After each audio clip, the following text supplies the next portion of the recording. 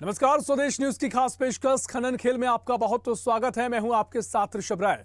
ग्वालियर, शिवपुरी, दतिया 3 जिलों से होकर गुजर रही सिंध नदी पर अब रेत माफिया का राज है। सिंध की लहरों से लेकर किनारों पर रेत माफियाओं ने अवैध किला बनाते हुए अत्याधुनिक ढंग से दिन रात रेत का अवैध खनन किया जा रहा है। नाव में लगे इंजन जनरेटर के साथ नदी में पाइप डालकर रेत मशीनों से खींच रहे हैं। रेत भी नदी में ही स्टॉक करने के बाद फिर बाजार में बेची जा रही है और खाना बनाने से लेकर पूरा घर संसार भी माफिया ने नाव में ही जमा रखा है। इसकी सच्चाई कैसी है, इसी पर देखिए हमारी एक खास रिपोर्ट। ग्वालियर जिले के डबरा भितरवार सिंध नदी के उस पार पर दतिया, शिवपुरी जिलों की लाइफलाइन सिंध नदी है।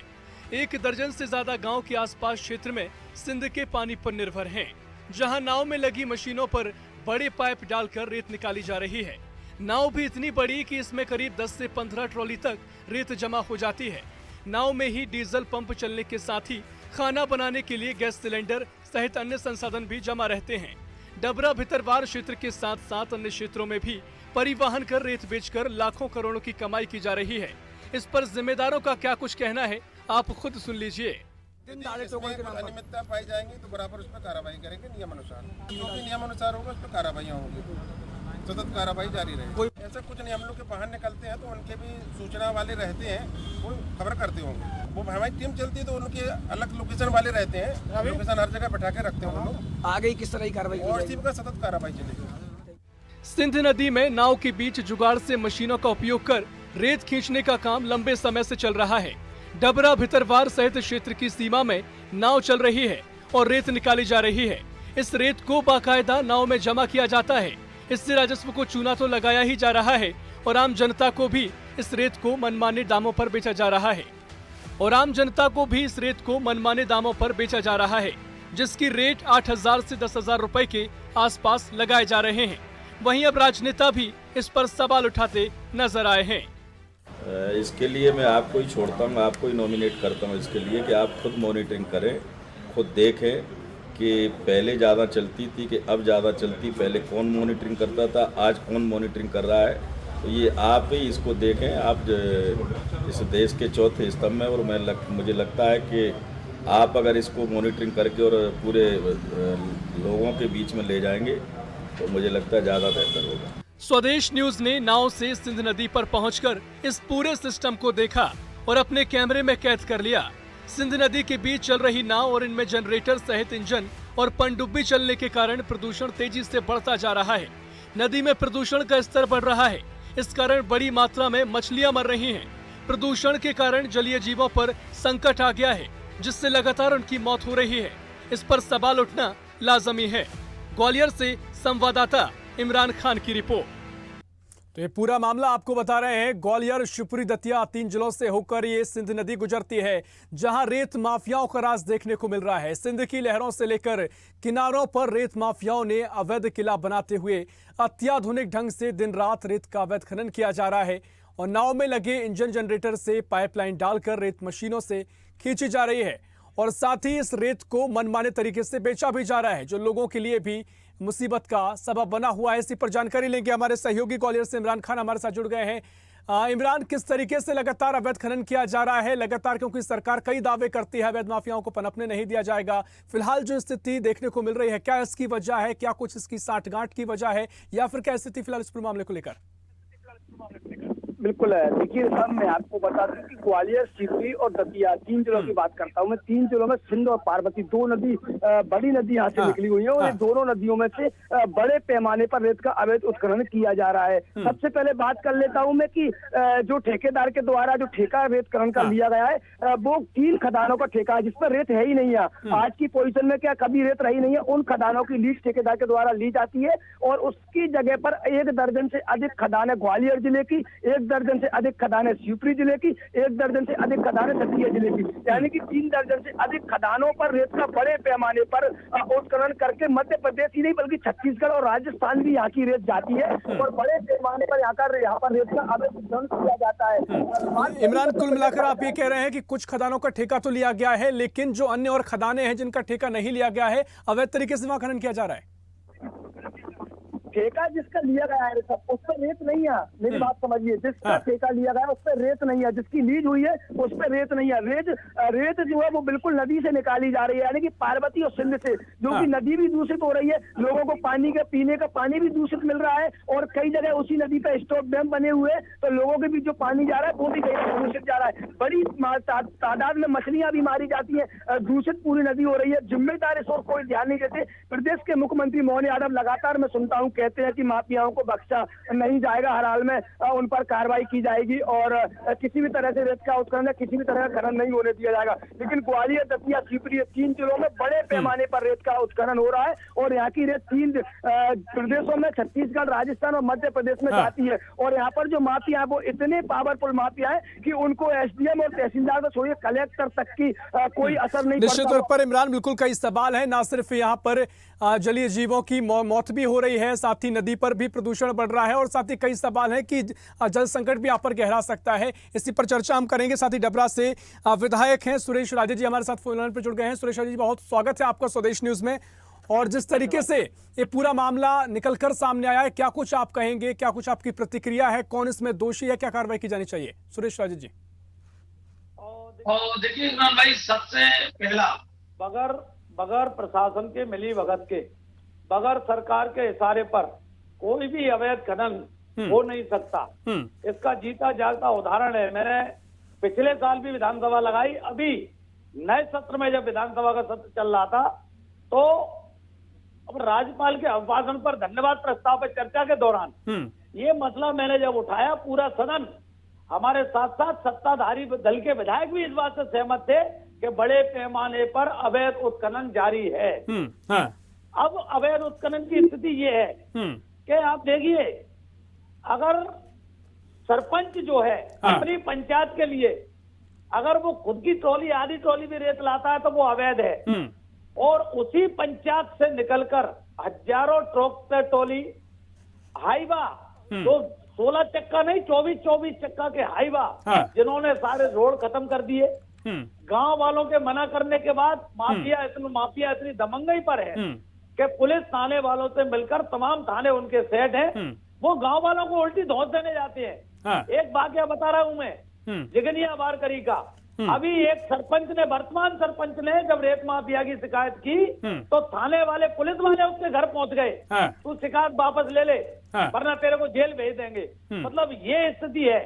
आप गिजौरा थाने की बात कर लो, आप पिछोर थाने की बात कर लो, डबरा देहात की बात कर लो, आप झीमक चिनौर की बात कर लो, आप भितरवार की बात कर लो। बिल्कुल सुरेश राजे जी, लेकिन आप भी देखिए जनप्रतिनिधि हैं, आपने क्या कुछ इसके लिए प्रयास किए हैं? और दूसरी चीज ये कि अगर इसमें बड़े पैमाने पर काम चल रहा है तो क्या प्रशासन को सब पूरा मामला संज्ञान में है? किसी तरह की मिलीभगत आप देख रहे हैं? क्या कुछ आपकी इस पर प्रतिक्रिया है?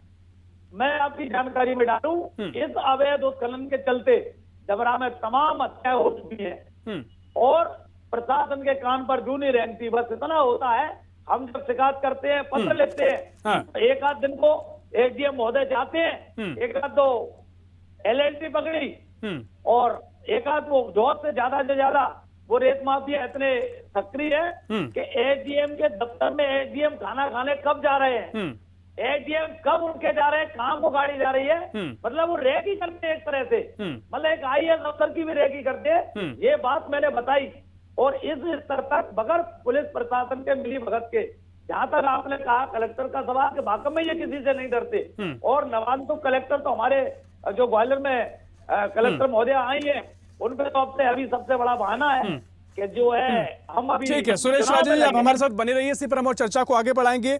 भारतीय जनता पार्टी से पूर्व जिला पंचायत उपाध्यक्ष हैं शांति शरण गौतम हमारे साथ जुड़ गए हैं। शांति शरण गौतम जी, बहुत स्वागत है आपका स्वदेश न्यूज में। और प्रदेश में आपकी सरकार है और बड़े बड़े दावे होते हैं कि जिस तरीके से अवैध माफियाओं को बख्शा नहीं जाएगा। अब ये पूरा मामला हम स्वदेश न्यूज की टीवी स्क्रीन पर दिखा रहे हैं, जहां अवैध खनन किया जा रहा है, और जो सिंध नदी है, यहाँ पर 3 जिलों से होकर जो नदी गुजरती है, अवैध खनन बड़े मात्रा में किया जा रहा है। कई जलीय जीव की मौत हो रही है, और जो रेत का उत्खनन हो रहा है वो महंगे दामों पर बेची जा रही है, तो लोग भी परेशान है। क्या कुछ आप कहेंगे शांति शरण जी? जी ऋषभ जी नमस्कार। जी माननीय विधायक जी नमस्कार।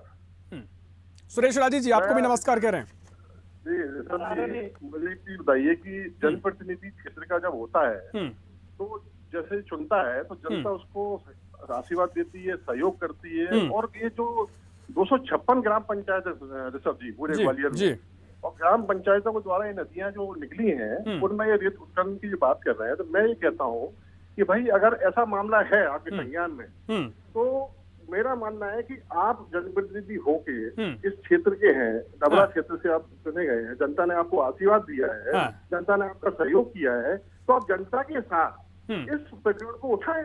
और आपकी बात नहीं मानी जाती तो आप आमरण अनशन करें उसी बैठ के वहीं पे जहाँ पे वो जो होता है रेत उत्खनन, क्यों नहीं होगी कार्रवाई? अच्छा शांति शरण जी, पहले तो आप क्या ये बात मानते हैं कि वाकई में इस तरीके से अवैध खनन हो रहा है? आपको कमी करना आपको लगता है कि कहीं ना कहीं विपक्ष का ये पूरा कहना है? आपने फोन किया ऋषभ जी, आपके माध्यम से मुझे पता लगा, अगर ऐसी बात है तो बहुत चिंतनीय विषय है और मैं इसको कार्रवाई करवाएंगे हम अपनी सरकार की तरफ से। लेकिन हमारी सरकार के द्वारा कभी भी जो भी सरकार की जन कल्याणकारी योजना है ये सारी सुचारू रूप से, क्योंकि आजकल आप जानते होंगे प्रधानमंत्री जी ने पूरा ट्रांसपेरेंसी कर दिया है हर विभाग को, पूरा पारदर्शिता ला दी है हर विभाग में।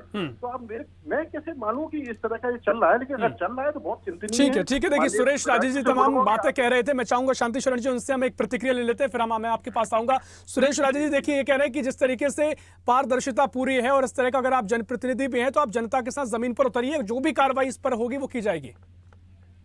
नहीं देखिए, हमारे को जो संवैधानिक अधिकार मिले हैं हम उनके तहत उसका पूरा उपयोग करते हैं, लेकिन इस सरकार के कान पर जूर रेंगती नहीं है। शांति शरण जी चूंकि अब उस दल के हैं तो ये स्वीकार तो नहीं कर सकते कि देखिए एक जो सवाल आपके तमाम है, एक तरह से लोग इसको सियासी रूप से भी देख सकते हैं क्योंकि आप विपक्ष में भी हैं, लेकिन अगर ये पूरा मामला जमीन पर है तो क्या पुख्ता तथ्यों के आधार पर आप कहेंगे कि कार्रवाई होना चाहिए? मैं ये कह रहा हूँ कि कितने सबूत दूं मैं सदन में सबूत दे चुका, कलेक्टर महोदय को सबूत दे चुका, एसडीएम महोदय को सबूत दे चुका, आप बताइए कितने सबूत? हाँ, फिर तो ये करना पड़ेगा शांति शरण जी के हिसाब से, तो ये करना पड़ेगा कि हमको वही रोड पर जिस तरह उन्होंने धरना देना चाहिए, तो अवैध उत्खनन रोकने के लिए मतलब उन माफियों से हमको सीधा पंगा लेना है, लट चलाना है। क्यों? अब जो मैं उदाहरण दे रहा हूँ, आप चले जाइए हमारे यहाँ भैंसनारी घाट है, भैंसनारी बेर खजा से होकर निकलता है, आप चले जाइए जो अवैध कारोबार करने वाले लोग हैं उनके 10-10, 20-20 पट्टे बैठे मिलेंगे। अभी तो ये है कि चलो आचार संहिता के कारण उनके पास हथियार नहीं है, हथियारों से लैस मिलेंगे।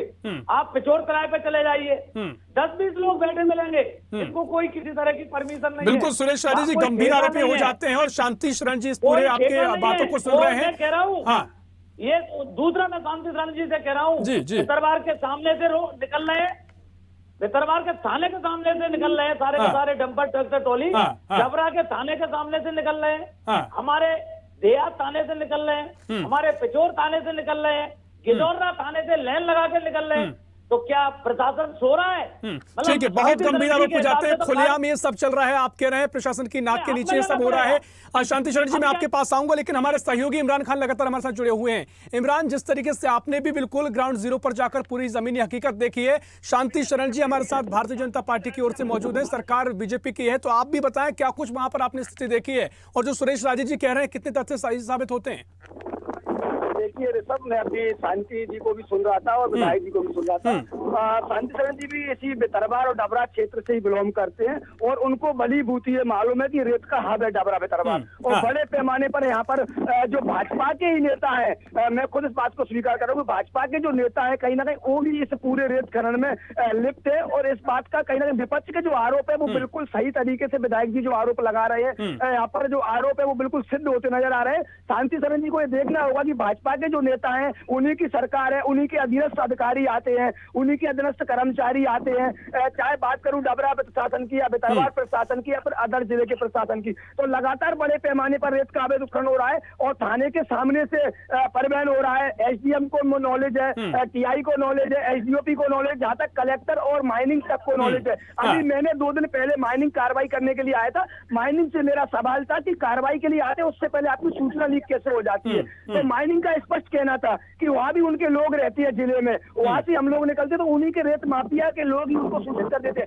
यानी कि माइनिंग खुद इस बात को मान रही है कि हम कार्रवाई के लिए आते हैं तो सूचना लीक हो जाती है। इससे स्पष्ट होता है कि इस पूरे मामले में माइनिंग की भी मिली भगत है, पुलिस प्रशासन की भी मिली भगत है। बिल्कुल, देखिए बिल्कुल जिस तरीके से इमरान, इसी खबर पर हम लगातार जो अधिकारी हैं जो इस पूरे मामले को लेकर कहीं उनको संज्ञान बना हुआ है, लगातार स्वदेश न्यूज संपर्क करने की कोशिश कर रहा है, लेकिन एक फोन कॉल भी अटेंड नहीं किया जा रहा है। इससे साफ साबित होता है कि अधिकारी से बचते नजर आ रहे हैं। इसी पर हम चर्चा करेंगे। साथ ही शांति शरण जी, लगातार हमारे जो सहयोगी हैं, संवाददाता हैं, वो जमीन पर उतरे और पूरी स्थिति उन्होंने अपनी आंखों से देखी, कैमरे में कैद की। और जो सुरेश राजे जी कह रहे हैं, खुलेआम डंपर यहां पर चल रहे हैं, सभी थानों को ये मामले में संज्ञान भी है। अगर ये सब वो प्रशासन की नाक के नीचे हो रहा है और प्रशासन लापरवाही बरत रहा है, तो एक सवाल ये भी हो जाता है कि किसी तरीके से कोई सियासी उनको फायदा मिल रहा है, किस तरह का उनको मिली भगत देखने को मिल रही है, किसी बड़े राजनेता के नीचे ये सब हो रहा है। तो ऐसे में तमाम सवाल गंभीर हो जाते हैं। शांति शरण जी।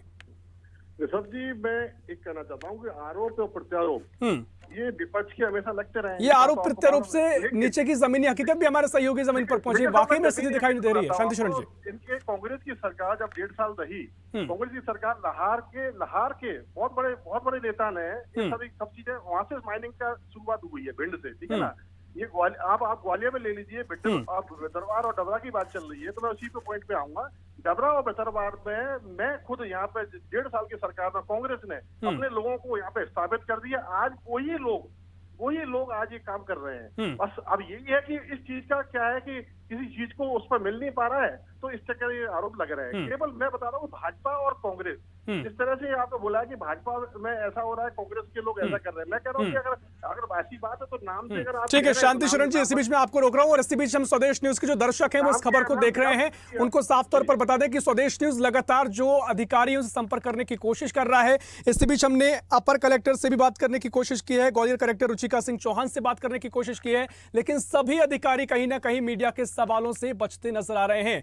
शांति शरण जी, आप अपनी बात रख रहे थे, आप चूंकि सत्ताधारी दल के नेता हैं और तमाम जो जिम्मेदार अधिकारी हैं फोन कॉल नहीं उठा रहे हैं, तो निश्चित तौर पर आपसे सवाल भी बनता है, अगर कांग्रेस सरकार में आप आरोप लगा रहे हैं सब हुआ, तो क्या आपकी अभी जिम्मेदारी नहीं बनती कि फिलहाल जो स्थिति है उस पर समाधान किया जाए?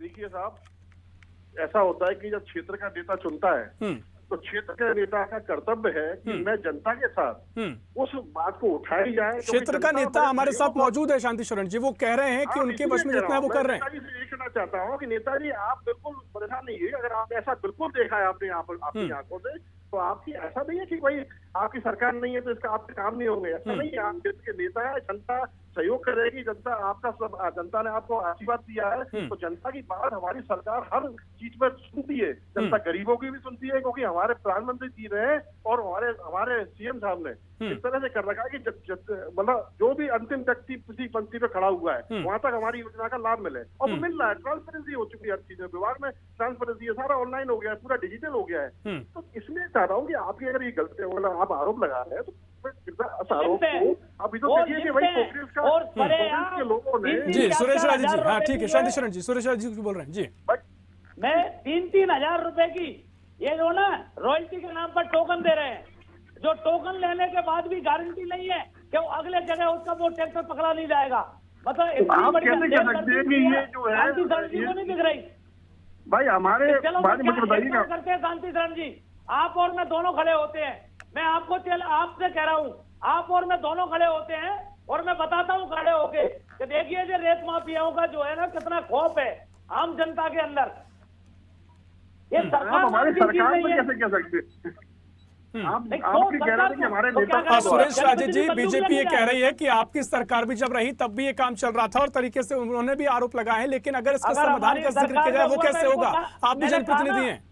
अगर हमारी कोई भी किसी की सरकार हो, अवैध कारोबार होता है,